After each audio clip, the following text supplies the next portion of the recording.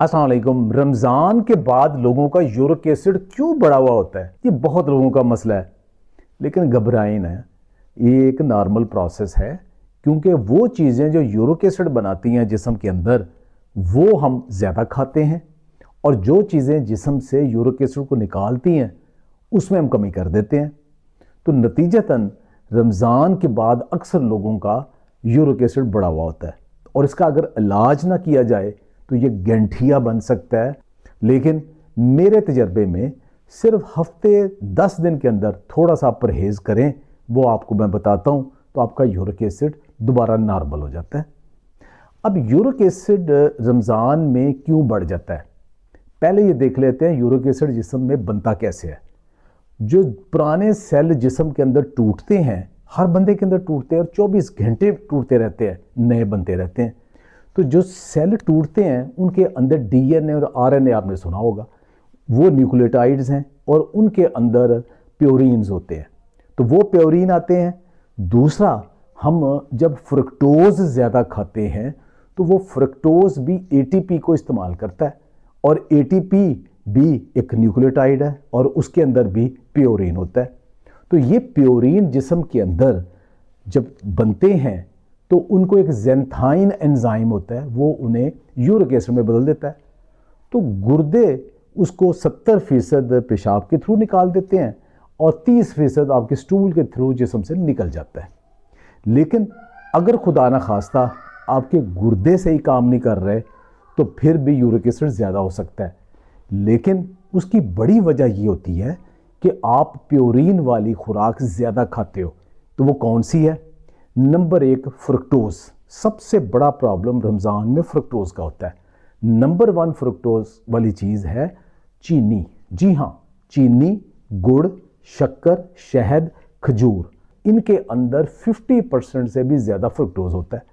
और जो फ्रूट है जो हम खाते हैं उनके अंदर भी फ्रुक्टोज मेजर, ख़ास उनका जो मीठा है वो फ्रुक्टोज ही होता है। लेकिन फ्रूट किसी हद तक सेफ़ हैं अगर लिमिट में खाए जाए। हम ज़्यादा क्या खाते हैं? जब हम मीठे का ज़्यादा इस्तेमाल करते हैं सहर अफ्तार में, चीनी दही के ऊपर भी, और चाय के अंदर भी, और जो मशरूब हम पीते हैं अफ्तारी के वक्त वो भी मीठे पीते हैं, तो फ्रुक्टोज ढेर सारा ले लेते हैं। उसकी वजह से बहुत ज़्यादा हमारे जिस्म के अंदर फिर यूरिक एसिड बन जाता है। दूसरी चीज़, हम जो खजूर खाते हैं, 1-2 खजूरों से कुछ नहीं होता, वो सेफ़ है। लेकिन बहुत सारे लोग मैंने देखा है 8-10 खजूरें ऐसे ही खड़े खड़े खा जाएंगे, महसूस भी नहीं होगा। इतनी ज़्यादा खजूरें जब खाते हैं तो उनके अंदर भी फ्रुक्टोज बहुत ज़्यादा है, वो फिर तंग करती है। शहद कभी कभार इस्तेमाल कर लें, कुछ नहीं होता। लेकिन जो लोग रोज़ाना सुबह शाम उसको बड़ा हेल्दी समझ के 2-2 टाइम रमज़ान में खाते हैं, उनका भी प्रॉब्लम हो जाता है। अच्छा, अब दूसरी चीज़ इसके साथ क्या है कि जो ख़ास तौर पे बाज़ार वाले आप सॉफ्ट ड्रिंक्स, जूसेस पीते हो, साथ बेकरी का इस्तेमाल करते हो, उसके अंदर भी फ्रुक्टोज़ होता है। तो फ्रुक्टोज़ सबसे बड़ा रमज़ान में जो प्रॉब्लम है वो फ्रुक्टोज़ का है। दूसरा, जो रमज़ान में आप अगर गोश्त का ज़रूर से ज़्यादा इस्तेमाल करते हो, वो भी यूरिक एसिड, क्योंकि उसके अंदर प्योरीन तो होता है, तो वो भी यूरिक एसिड का बायस बनता है। फिर आप पकौड़े बहुत ज़्यादा खाते हो, तो बेसन लिमिट में अगर नॉर्मल जैसे पका हुआ है, लेंटल्स, बीन्स और दालें सारी थोड़ी खाएं, उससे कुछ नहीं होता। लेकिन जब आप उसकी क्वांटिटी ज़्यादा, प्लेटें भर भर के पकौड़े खाएंगे, फ्राइड आइटम खाएंगे, तो उसके अंदर फिर यूरिक एसिड बनने के चांसेस ज़्यादा होते हैं। फिर तीसरी चीज़ रमज़ान में जो यूरिक एसिड बढ़ाती है वो है कीटोसिस, यानी कि रोज़ा रखना। जब हम रोज़ा रखते हैं तो 11, 12, 1 बजे तक तो आपने जो खाना खाया उसमें वो ग्लूकोज तो यूज़ हो रही है, लेकिन उसके बाद आम तौर पे फिर आपका जो जिस्म है वो एनर्जी लेने के लिए फ़ैट को, यानी चर्बी को इस्तेमाल करता है। जब चर्बी को इस्तेमाल करता है तो उसमें कीटोन्स बनते हैं। तो वो जो कीटोन्स बनते हैं उनका भी गुर्दों के ऊपर यूरिक एसिड के साथ मुकाबला शुरू हो जाता है, कंपटीशन होता है। तो गुर्दे यूरिक एसिड को जिस्म में उतना नहीं निकाल पाते, और वो नतीजतन यूरिक एसिड जिस्म में ज़्यादा हो जाता है। तो ये वजूहात हैं। अब निकालना है कि जब बार बार अच्छा आपको यूरिन आए, तो वो आप पानी कम पी रहे हो, रमज़ान है, और उसकी वजह से भी उनका यूरिक एसिड बढ़ता है। फिर एक जो और बहुत अहम वजह है वो है इंसुलिन रेजिस्टेंस और मोरूसी। अगर आपके ख़ानदान के अंदर मोटापा, ब्लड प्रेशर, शुगर और गाउट यानी कि गठिया आम है तो उसके चांसेस भी ज़्यादा हैं। अगर आपका पहले यूरिक एसिड थोड़ा ज़्यादा रहता है, आमतौर पे तो ख़वातीन में 5.5 और मर्दों में 7.5 तक भी यूरिक एसिड हो तो वो प्रॉब्लम नहीं करता, लेकिन ये इंडिविजुअली बहुत वेरी करता है। कुछ लोगों को 4 और 5 के ऊपर भी दर्द होना शुरू हो जाती है घुटनों में और अंगूठे में, तो उनका यूरिक एसिड तंग करना शुरू करता है, ये वेरी करता है। लेकिन जिनको पहले ही यूरिक एसिड का प्रॉब्लम था उनका रमज़ान में बढ़ सकता है। अब ये सारे फैक्टर हैं जो यूरिक एसिड रमज़ान में बढ़ा देते हैं। इसके साथ फिर आ जाती है ईद, और ईद पे 2 काम बहुत ज़्यादा होते हैं। एक काम ये होता है कि मीठा हर बंदे ने ढेर सारा सवैयाँ, मिठाई, cake, bakery item, juices, drinks बहुत ज़्यादा 2-3 दिन इस्तेमाल करना होता है। फिर ये एक रमज़ान के अंदर गोश्त जिसने पहले कम भी खाया वो इसके अंदर पेट भर भर के गोश्त खा रहे हैं और उससे भी ये प्रॉब्लम ज़्यादा हो जाता है। तो ये सारी चीज़ें हैं जो यूरिक एसिड को बढ़ाती हैं। अब यूरिक एसिड आपने नॉर्मल कैसे करना है? नंबर 1, पानी का इस्तेमाल ज़्यादा करें, इतना पानी पिएं ताकि आपकी जो किडनीज है वो फ्लश करें।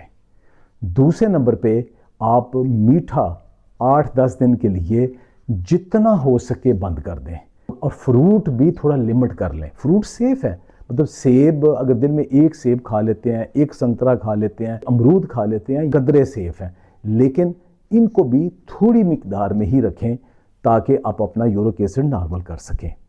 खजूर और शहद को और ड्राई फ्रूट को कुछ दिन के लिए, और बाज़ार वाले डब्बे वाले जूसेस और सॉफ्ट ड्रिंक को हफ्ता 10 दिन आप हाथ भी ना लगाएं तो आपका यूरिक एसिड नॉर्मल आना शुरू हो जाएगा। एक और अहम बात यह है कि आप दालों से, बाकी चीज़ों से घबराएं नहीं। नॉर्मल जो दाल बनती है हमारे घर में उससे कुछ नहीं होता, जो आपने सालन रोटी के साथ खानी है उससे कुछ नहीं होता यूरिक एसिड को।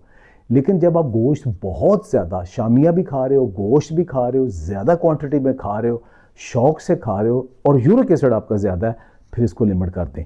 कुछ लोग डरते हैं कि शायद जो चावल और पालक से ये यूरिक एसिड होता है। नहीं, चावल भी सेफ़ है, पालक भी सेफ़ है, इससे ज़्यादा लोगों को यूरिक एसिड नहीं होता। लेकिन अगर आपका यूरिक एसिड पहले ही ज़्यादा है तो फिर ये चीज़ें भी आपको तंग कर सकती हैं। सबसे ज़्यादा जो प्योरीन वाली फूड है वो है ऑर्गन मीट में, यानी कि गुर्दे, कपूरे, कलेजी, पाए, इन चीज़ों के अंदर प्योरीन बहुत ज़्यादा है। मछली के अंदर प्योरीन बहुत ज़्यादा है। तो अगर इन दिनों में इन चीज़ों का इस्तेमाल आप ज़्यादा करेंगे तो फिर आपका यूरिक एसिड कुदरती अंदाज से वापस नहीं आएगा। विटामिन सी बहुत अहम है, यानी कि लीमू, माल्टा अगर आप निचोड़ लिया करें, इस्तेमाल करें, आंवले का इस्तेमाल करें, अमरूद का इस्तेमाल करें, तो विटामिन सी जो है ना यूरिक एसिड जिस्म से निकालने में बहुत हेल्प करता है। तो आप जो ड्रिंक पीने हैं उसके अंदर भी नींबू का इस्तेमाल कर सकते हैं। अगर फिर भी आपको प्रॉब्लम है, ख़ानदानी प्रॉब्लम है, तो जो यूरिक एसिड की मेडिसिन है वो 1 हफ़्ता ले लें, लेकिन 1 हफ़्ते के बाद भी अगर यूरिक एसिड ठीक नहीं हो रहा है, इसका मतलब है कि या तो आपको मेडिकली बहुत बड़ा इशू है जो कि आपको प्रॉपर मेडिसिन चाहिए, वरना आपका लाइफस्टाइल ठीक नहीं है, आपने अपनी खुराक ठीक नहीं की। तो अगर आप अपनी खुराक ठीक कर लेंगे तो यूरिक एसिड हफ्ते 10 दिन के अंदर वापस आ सकता है। और हाँ, वॉक और एक्सरसाइज, जो लोग बैठे रहते हैं उनके अंदर भी यूरिक एसिड बढ़ने की टेंडेंसी ज़्यादा होती है। अल्लाह ताला ने जिस्म को बनाया हुआ है मशक्क़त के लिए, एक्सरसाइज के लिए, वॉक के लिए, तो वो एक्सरसाइज और वॉक, एक्टिविटी, मूवमेंट, ये भी आपका यूरिक एसिड कम करती है। तो चंद दिन में कुदरती अंदाज से आप अपना यूरिक एसिड कम कर सकते हैं। खुश रहें, आबाद रहें। बहुत बहुत शुक्रिया।